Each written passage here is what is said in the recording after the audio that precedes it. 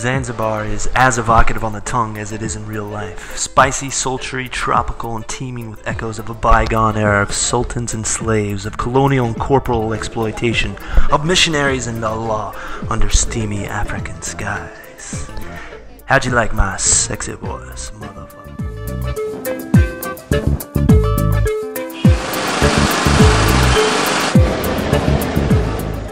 My presumed Dr. Livingston on this journey was none other than my colleague, Mr. Bahrom Al-Mardanov Esquire, aka the Uzi from Nizi, meaning the Uzbekistani living in Nizwa.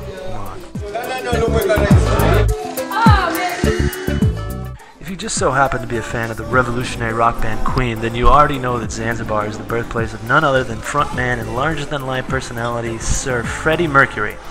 If you're looking to pay homage to Bohemian Rhapsody, look no further than Mercury's, just a stone throws away from the UNESCO World Heritage Site of Stonetown.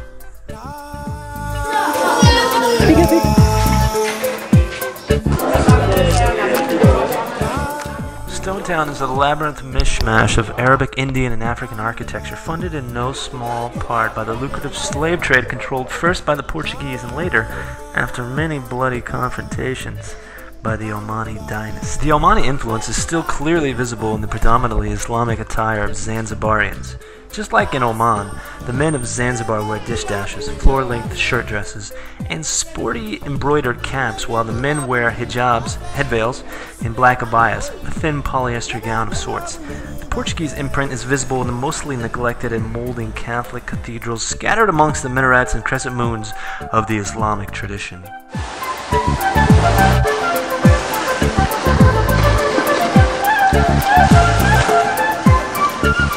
All similarities in appearances aside, the Tanzis from Zanzi, i.e. the Tanzanians from Zanzibar, are far more gregarious than the Omanis, enjoying a certain joie de vivre that would set the tongues of the descendants of the Sultanate tisket.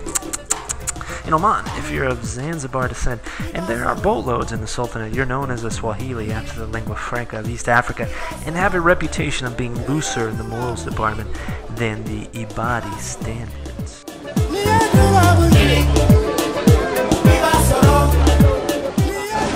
Adia, this is for you, baby. This is the banana and ketchup here.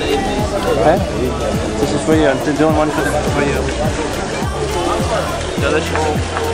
Makes a damn good chop-rolled banana.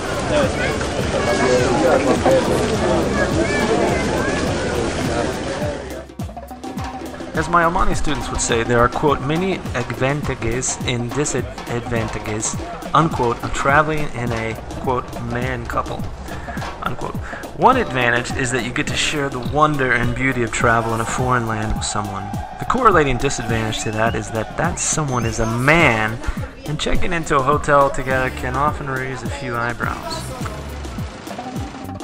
I embraced this awkwardness by insisting on one big bed, because Baha was, I confessed, quite the cuddler. It usually got a laugh and made Baha squirm, which was kind of fun in itself. Being the inveterate English teacher I am, I couldn't help but to implement a little language experiment while traveling in East Africa. I asked several Tanzanians, among them a safari guide, travel agent, and airport gate attendant, how many times to Arusha? None of them even blinked. They all said an hour and 20 minutes, sir. So it's time to face facts. English belongs to the world, and the non-standard is now standard. Baxter Jackson again. Chillin' in a bungalow.